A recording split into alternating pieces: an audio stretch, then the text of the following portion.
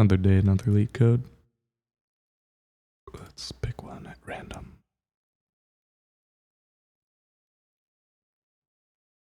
Okay, given an integer array nums, move all zeros to the end of it while maintaining the relative order of the non-zero elements.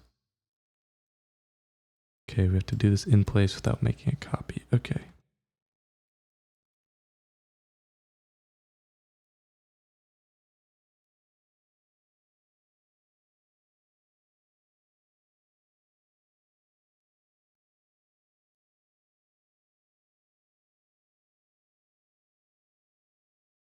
Wow. This could involve a lot of shuffling. Okay.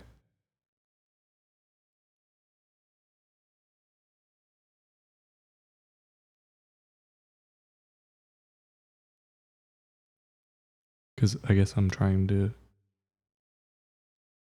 picture the case where there's a zero.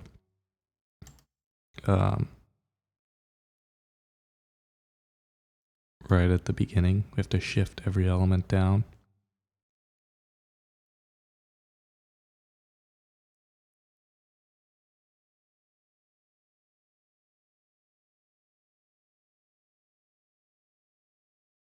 So off the bat, it seems like counting the number of zeros is going to be useful for us.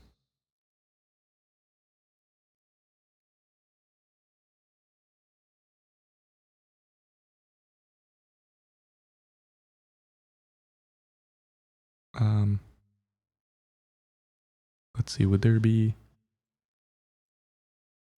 a case where, for example, we were to flip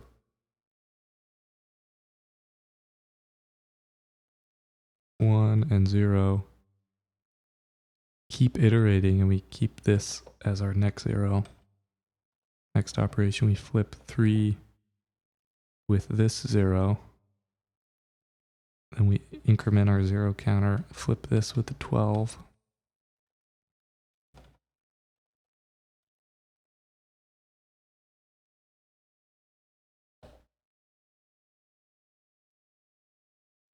Okay, I think let's try and go that route if possible. So we'll call it ZP, 0 pointer.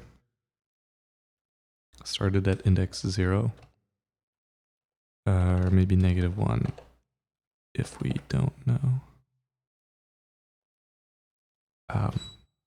Essentially what we want to do, store the first index of a 0. We will, it's almost like a 2-pointer approach, I guess. We'll iterate over the nums, and when we get a non-zero whose index is greater than our 0 pointer, we will switch those two values. And at that point, you can assume that anything between our 0 pointer and our index is also 0, if it exists. So after that swap, we'll have 1, 0. Our 0 pointer would then get set. ZP gets set to I.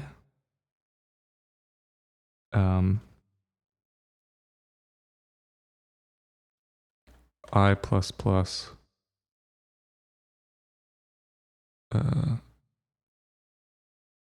Yeah. So our 0 pointer would get set to 1. I would increment.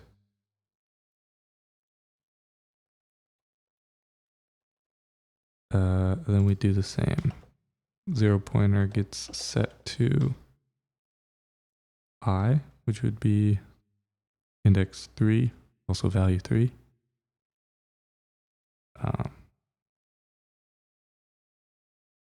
From 1. Okay, yeah, let's do that.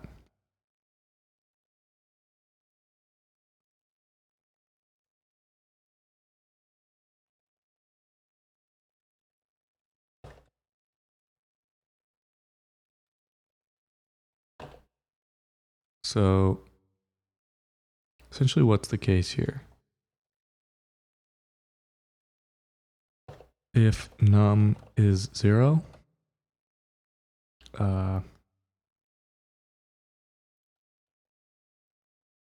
if 0 pointer equals -1, we'll set it to index. This will only happen at the beginning.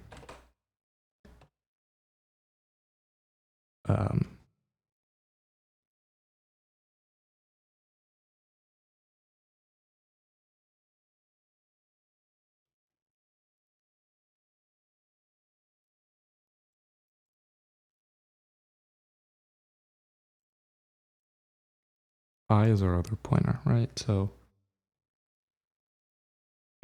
after a swap, is there a case we're having, would we need to keep I the same? Or are we okay with it marching forward every iteration? That's what I'm trying to discern right now.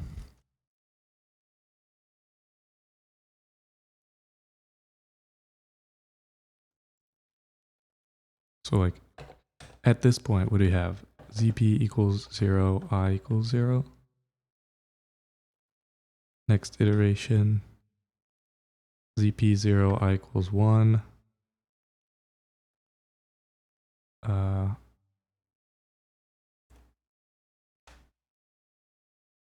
ZP and I switch.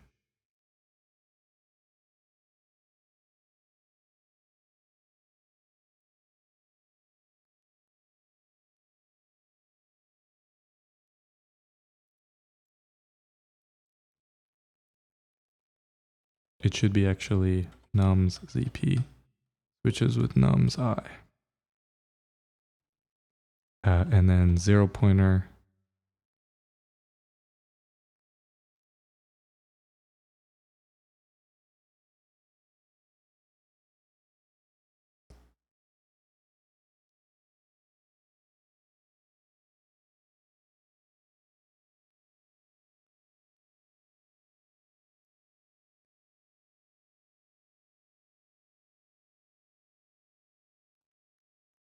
Yikes, we have to find what the next 0 is, and it might not.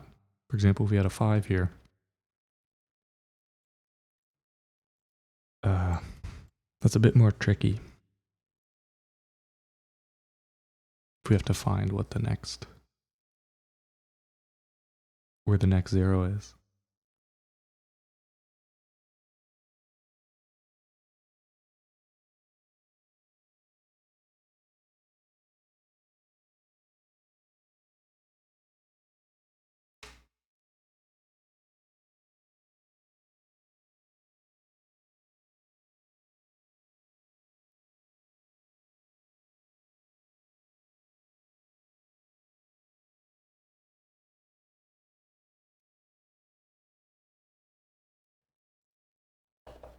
Let's see.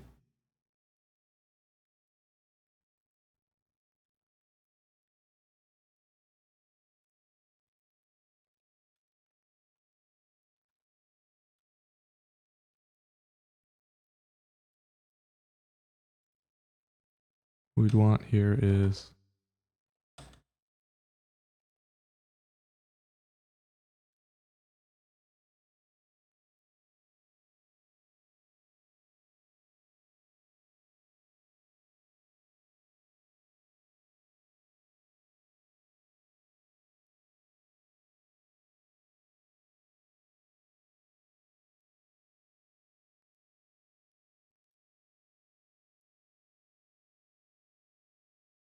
yeah, I think we have to do more of a 2-pointer approach. So we don't want this index to get lost, right? Because if we did a pure swap, our 0 pointer would then be at index 2. And the next swap would be 2 for 0, at which point our 0 pointer's here, and the next swap would be 5 for 0, which is better, but we have this lost 0, and it would happen in any case like that. So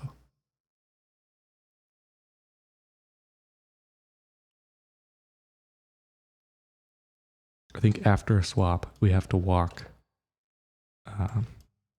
Yeah.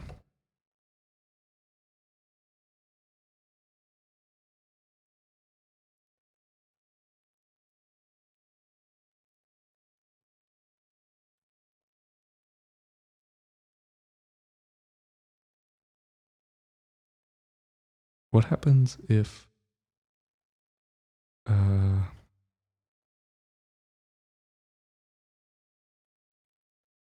does this raise an index error, value error? Okay.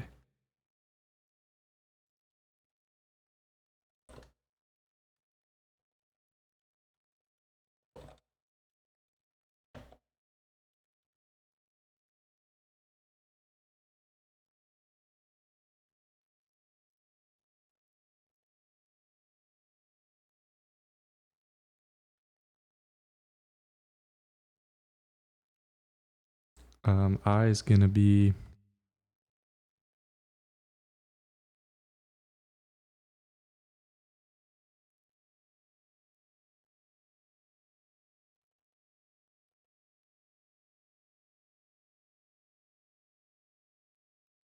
we'll call it IP, index pointer,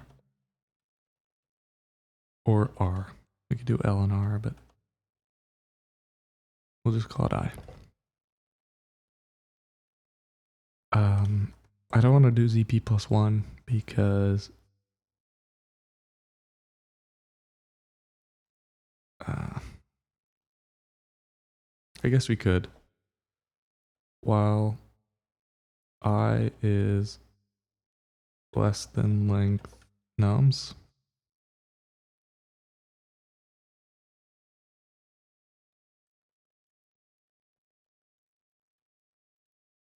do we even have to return anything?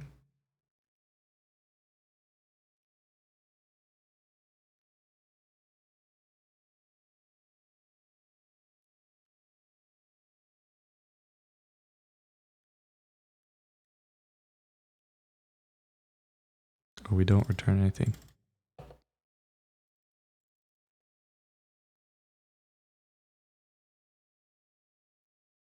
Okay.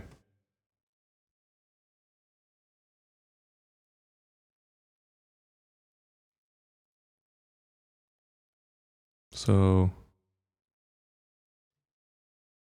essentially we have our 0 pointer and we have I. And if nums sub I is not equal to 0, swap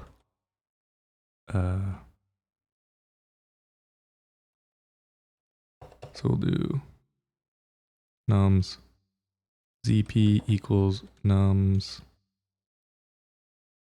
I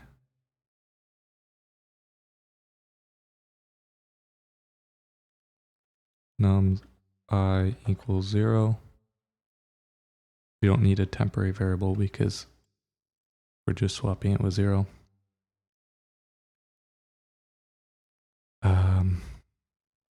Continue. If nums ZP is not equal to 0, ZP plus equals 1, continue. So basically we have to find the next 0. That's always a priority. ZP always has to be a valid 0 pointer. So we try that, and if it's not, we'll increment it until it is. And then we'll do I equals max I ZP.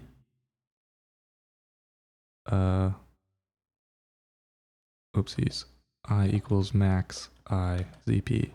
We'll do it here because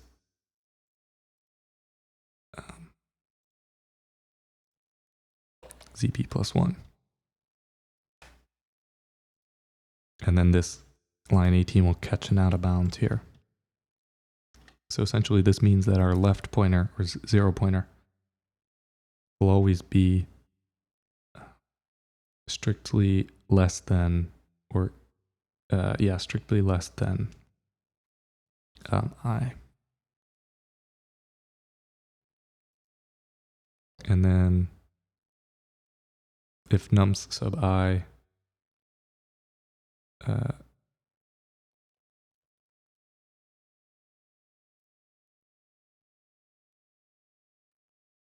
if num sub I equals 0, what we can do is I plus equals 1. Then here,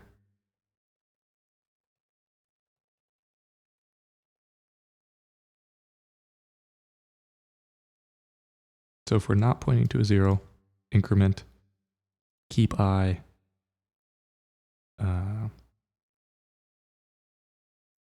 strictly greater than our 0 pointer. Go to the next iteration. Okay, now we have found a 0.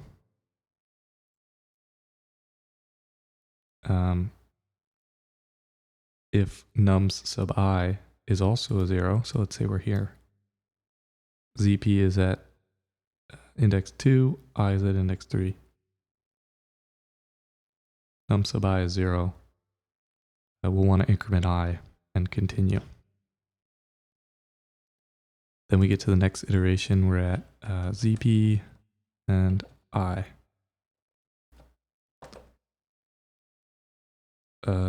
We'll do a swap with 0 pointer and I. So this will be 12, comma 0. And after that swap, we'll do ZP plus equals 1.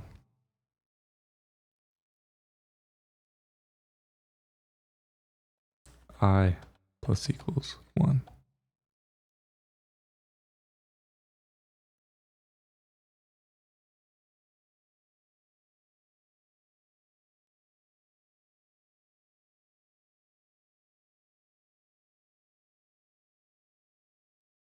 Well, I suppose that's strictly... This might not be necessary because the next iteration, our 0 pointer, will now not be a 0 pointer. So we'll increment it following this logic. I will advance. I guess we don't need this. Okay.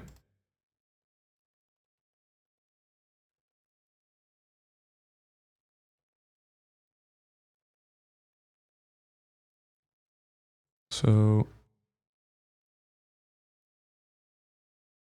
if there are no zeros, or I guess we could do another optimization. If some nums 0 pointer to the end equals 0, we should do if max. I guess some, because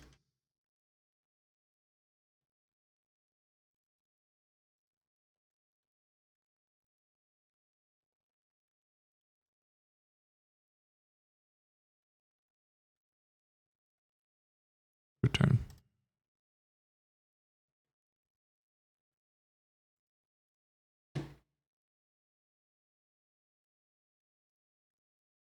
Okay, let's see.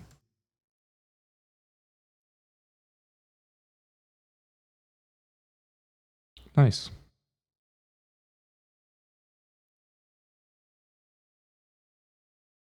Okay, I mean, we did it in place. Right, we didn't allocate any more space, so this is constant space. Time complexity, I would say, so it's a bit tricky, but because we're never going backwards, right? We do a swap, but we are always ticking forwards.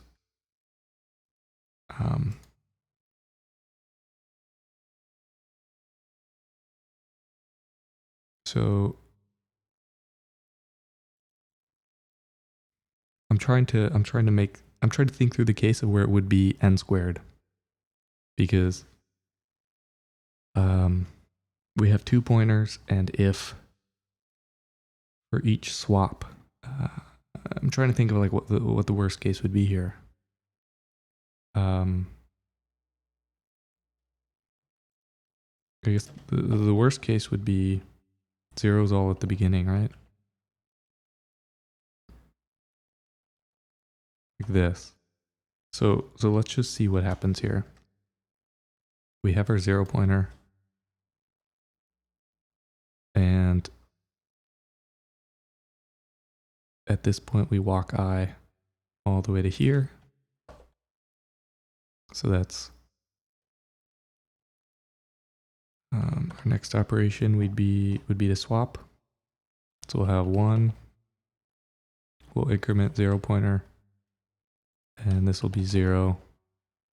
We'll increment I, and so on. So following by that pattern, we're not jumping back and having to increment I back over. So I think this would be O of n. So this is O of n runtime and constant space. So that was 283 move zeros.